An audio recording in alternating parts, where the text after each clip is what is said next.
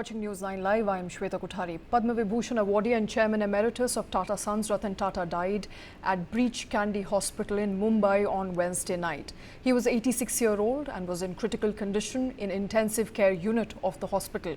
Now, earlier this week, Ratan Tata shared an update on his health, stating that he was undergoing routine medical investigation due to age-related conditions. He was admitted late Sunday night between 12:30 to 1 a.m. after experiencing low blood pressure. He was being treated in the ICU when he died. Sharing the tragic news, Tata Sons chairman N. Chandrasekaran said that we bid farewell to Ratan Tata. He was a truly uncommon leader whose immeasurable contributions have shaped not only Tata Group but also the very fabric of our nation. Chandrasekaran described Tata, like many others, as a friend, mentor and guide, noting that under his leadership, starting in 1991, Tata Group significantly expanded its global presence while also upholding its ethical values. Now, Ratan Tata's mortal remains will be kept at NCPA for darshan between 10 a.m. to 3:30 p.m. Maharashtra government has declared a one-day mourning in respect of Ratan Tata's death. All government buildings will have the national flag at half-mast. Ratan Tata's funeral will be conducted with all state honours post 3:30 p.m. today. Ratan Tata leaves behind a rich legacy, a legacy we are remembering today on this show. And joining us to talk more about that legacy is B. Muthuraman. He's the former vice chairman of Tata Steels. With me is my colleague Rakesh Khar. Muthuraman, thank you very much, sir, for taking time out. This is a solemn occasion. I'm sure you're remembering Ratan Tata just as we are today. Extremely well, extremely. I have known him for several years. I have known him for something like more than 30 years. And out of the 30 years, I have worked very closely with him for about 15 years. So I know that person very well, and his remarkable qualities and his remarkable achievements cannot be forgotten by anybody, any Indian. All right. And you know, you talked about his remarkable qualities. You've worked with him for 30 years. Perhaps there's no better person today who can vouch for his humility, his leadership, and his, generosity, which he was known for as a person of multitudes, not just a very well-known industrialist, but also somebody who was extremely down to earth, extremely humble, responded to everybody in the best of his capacity. Muthuraman, take us through your association, sir, with Ratan Tata. Where did it start? Share with us the journey. I first knew Mr. Ratan Tata only when he took over as the chairman of the Tata Group in 1992. Before that, I had met him once or twice, but I had come to know him intensely after that. Between 92 and 2000, he used to come to Jamshedpur very often because Tata Steel was in difficulties those days. He had lots of challenges to overcome, and he had a big role to play in the transformation of Tata Steel in the years 1992 to 2000. Then when I became the managing director in 2001, I reported directly to Mr. Tata, so I worked very closely with him.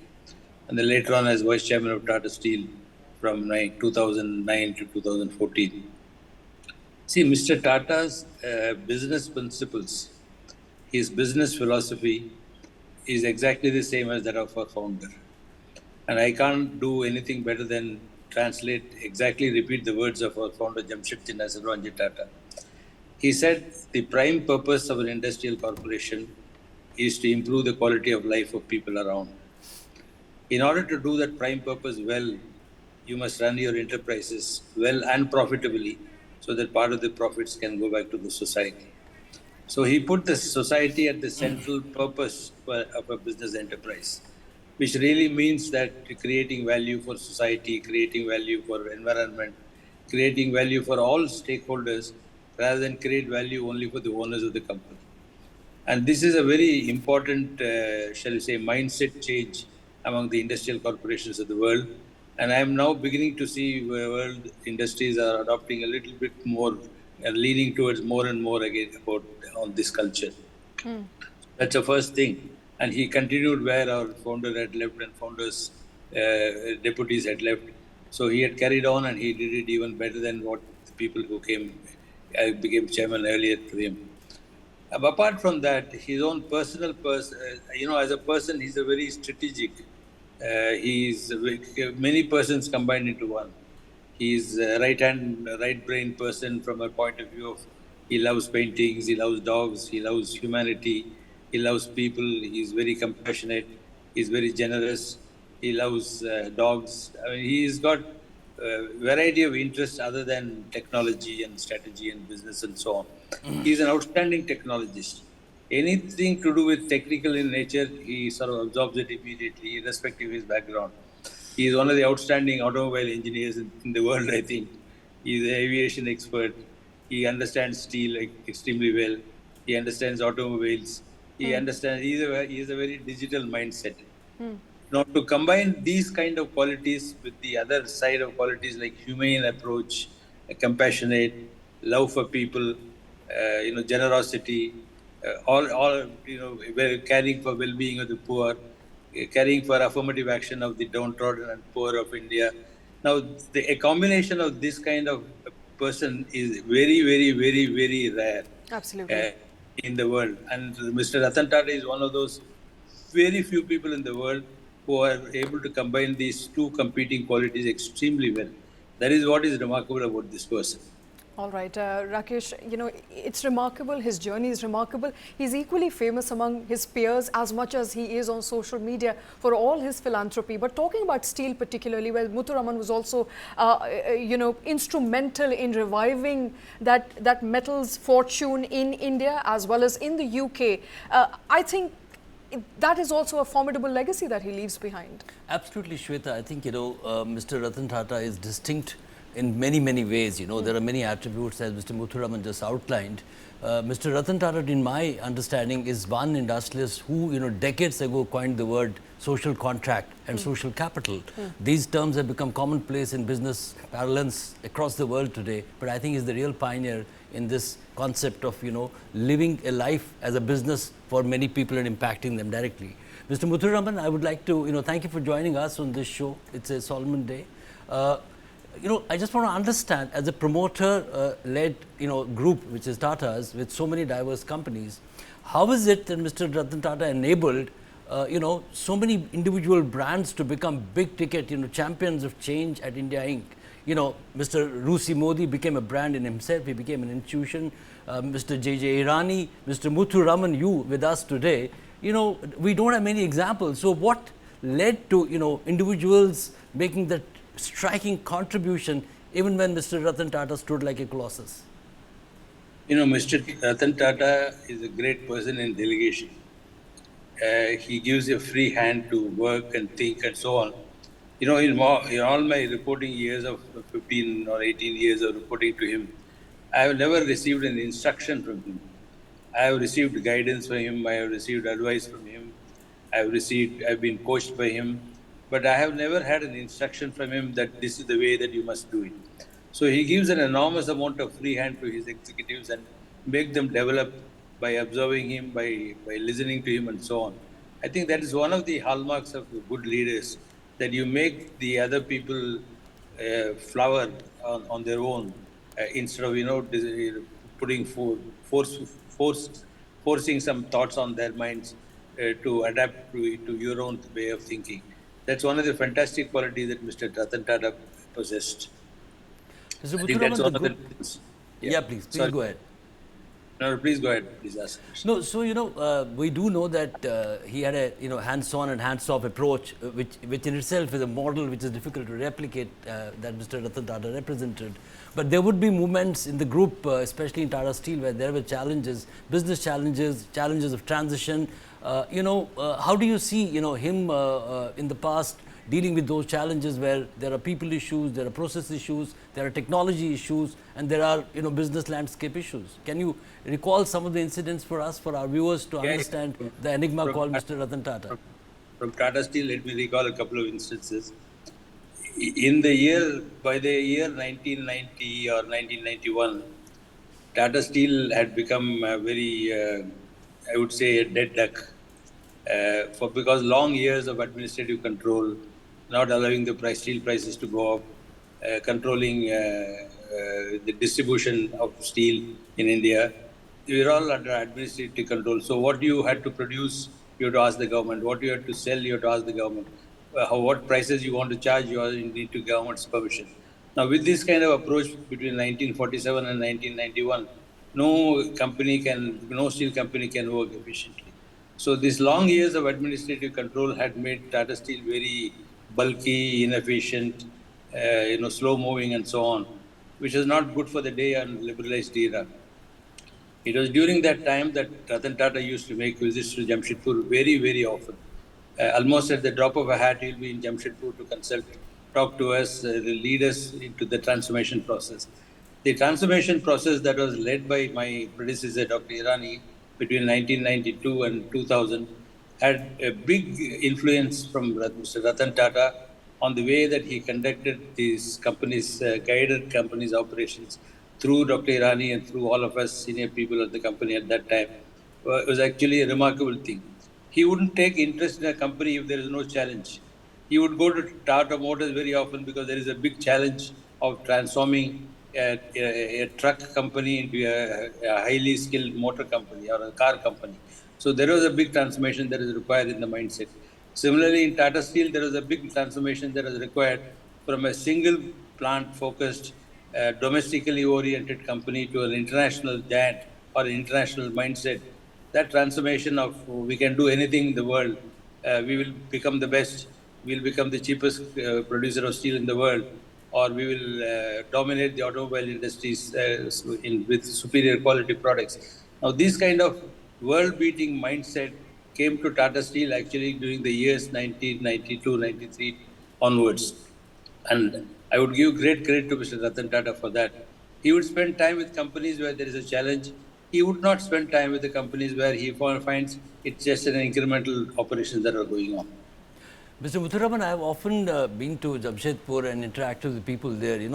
Tata Steel takes great pride in, fourth, fifth generation, employees, which is not a common trend today. I don't think loyalty is at a premium in corporate India and even globally as such. So was it a manifestation of Mr. Ratan Tata's deep, affection for people who have invested, employees invested faith in that company, and then going down the line and, keeping the tradition alive? No, it dates, I would say, even back before even Mr. Ratan Tata in terms of being good to employees. For example, let me tell you, in the year 1992, after these 40 years of socialistic era of governing steel companies, we were having a huge employee force. We were having something like 92,000 people for producing and selling 3 million tons of steel, which would have normally required about 10, 15,000 people. That is the result of long years of administrative control by the government of India. We had to take some serious steps and very severe steps, which we did between 1992 to 2000, where we actually reduced manpower by 45,000 people, which is one of the most difficult tasks that has been achieved anywhere in the world. And Dr. Irani and Mr. Ratan Tata particularly stood in the middle of all that. It was an unpopular decision, but the kind of separation, if both financially and also medical wise and other facilities wise, what Tata Steel gave it to the employees is unheard of, is even today unheard of in the history of any steel industry anywhere in the world. If an employee was going out at the age of 40, he got a salary of 20 years as if he was the employee of the company. So this kind of, and people were trained for another alternative jobs. You have to make Tata Steel survive. At the same time, you have to be good to the people of Tata Steel for having worked for so long. So it is a balanced combination of these two which made Mr. Ratan Tata and our senior leaders take those decisions at that point in time. Brilliant. Before I hand over back to Shweta, my colleague, I have one last question. Tata is a very large family, and typical of Indian large families, there are issues and challenges, what we call the sibling rivalries. I have, had an opportunity to interact with senior leadership across Tata Group companies, and somehow I got the impression that he was at peace with all the companies, and as you rightly mentioned, that wherever there was a challenge, he would shift focus to that particular company or that particular business and set it right and come back to his other loves. But I have heard people say who are close to Mr. Tata that hotels and aviation was his first love. Would you buy that, and steel would be probably somewhere down the line, or that's incorrect? Yeah, I personally and some of my colleagues have had arguments and discussions with Mr. Tata on the subject. that I have always felt, for example, steel is a more complicated subject than automobiles. He doesn't agree with that, and he keeps on sort of teasing me that steel is simpler than automobiles. I have never agreed with him on that score. But please understand one thing: it is not the product which makes something complicated or simple. It is a process. It is your aspirations and so on. It is like a 100-meter runner. If somebody wants to run at 15 seconds, there is no challenge. If somebody wants to run at 9 seconds, I think there is a big challenge. There is a very big difference. The running is the same. It's similarly with companies. What you want to achieve in that company is what makes the process challenging. And it is true that he likes automobiles because there was a challenge at that point in time. It is Absolutely. true that he likes aviation because there was indeed another challenge. And I wish he had been alive now because there is a big challenge with Air India's transformation that will happen surely in the next maybe 4 or 5 years time. And he would have loved to have been a part of that. All right, Muthuraman, I believe someone's at the door, sir, but we'll let you go for now. Thank you so much. Thank you for joining us on this solemn day. We are, of course, remembering Ratan Tata and taking away from what Muthuraman said, Rakesh. Obviously, aviation and automobile were some of the things that he loved apart from steel. And aviation was a story where he actually won. The last few years of his life, if one of the milestones that really stood out, I believe, would be Air India, the reacquisition of Air India. Absolutely. I go back to 1994, if I don't remember the exact month. I had done a story in Economic Times talking about Government of India formally rejecting Tata Singapore Airlines proposal for setting up an airline. And I didn't speak to Mr. Tata directly, but I spoke to people who were close to him. He was absolutely, disappointed that, his pet project, that is aviation, couldn't take off. Now, we all know that, as you rightly said on the, Aston band, he won back Air India. And this was the time to, make it a case study as a big global Make in India airline story. I hope he has set in the process already in motion, and his leadership team will take it through.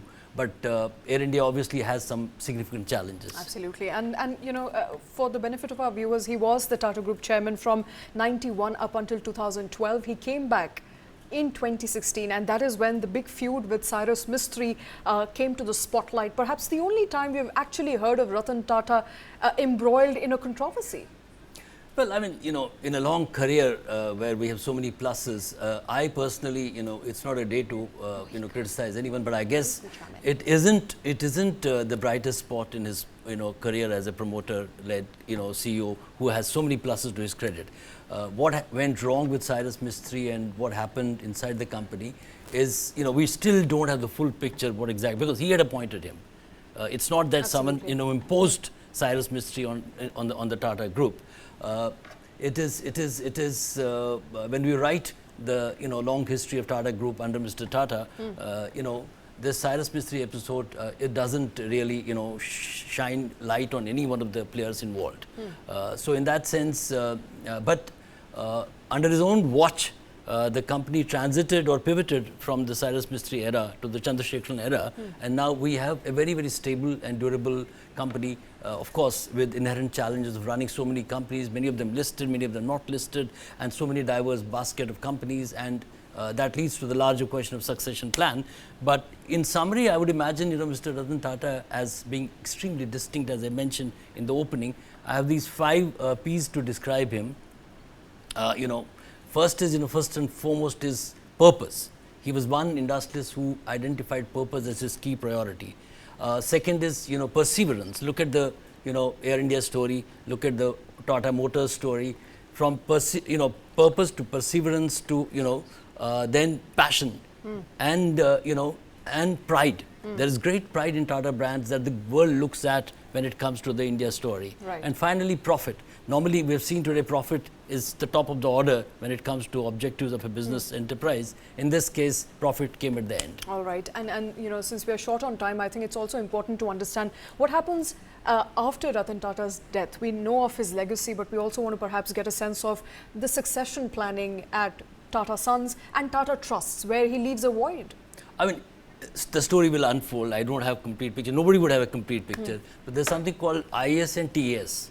TS at times is being described as more powerful and more efficient than IS. TS is Tata Administrative Services. So, it's not an official nomenclature, but it's an unofficial nomenclature. And the fact that Mr. Ratan Tata invested tremendous faith till the end in Mr. Chandrasekharan shows that in terms of the professional management of the company, there's no challenge. But in terms of who controls the trust, the very fact that we have such a large group where it draws power from a trust rather than a private shareholding pattern is significant. We don't have many Indian big enterprises where a trust runs the company as large as that. Absolutely. And in fact, Tata Sons controlled by Tata Trusts, about That's what I'm saying. 55%. No, so Tata Trust is the brain power, the money power, the ideological power. And, let's quickly also run through our viewers as to the last few years since Ratan Tata became the chairman emeritus of the Tata Group. In your assessment, in your understanding, apart from all the initiatives that we saw by the way of him building that home for old age people, for them to find love once again in life, or from that to building schools and hospitals for stray dogs, which was one of his loves since very early on. In your assessment, the last few years, since 2016, what were the key significant landmarks that you can recall of Ratan Tata? I said purpose. Purpose means equals compassion. I think compassion was one of his key priorities. Well, he didn't lose sight of the business objectives. Absolutely. If you're able to marry the two, it's significant. Second is that his ability to invest in young as an entrepreneurial objective. The number of startups that he has invested personally as Ratan Tata, and many of them are unicorns today, and the range of subjects that he's picked up. AI, machination, machine-led ideas, then compassion Tech. projects, compassion projects. So in that absolutely. sense, it's a phenomenal range. It shows a phenomenal vision. And the depth of a man. The depth of. No, I do believe that some of the projects that he did, which at that time in 2008, 2009 looked very, very bright, may not be that bright like the Tata Chorus deal. It was a great success story, a great Make in India story before Make in India became so popular. But the fact of the matter is it was essentially resting on a huge debt that we took from global debtors, which might not have always been the right strategy. But we make these decisions in the emotional space. He brought in Nano. The verdict on Nano is out. But that doesn't mean that his love for bringing a better quality of life for an average Indian ever got diminished. All right, and as audacious as he was, we are remembering, of course, the legacy of Ratan Tata. Once famously said, "I don't take right decisions, I take decisions and make them right." And with that, it's the end of this show. Thank you very much for watching.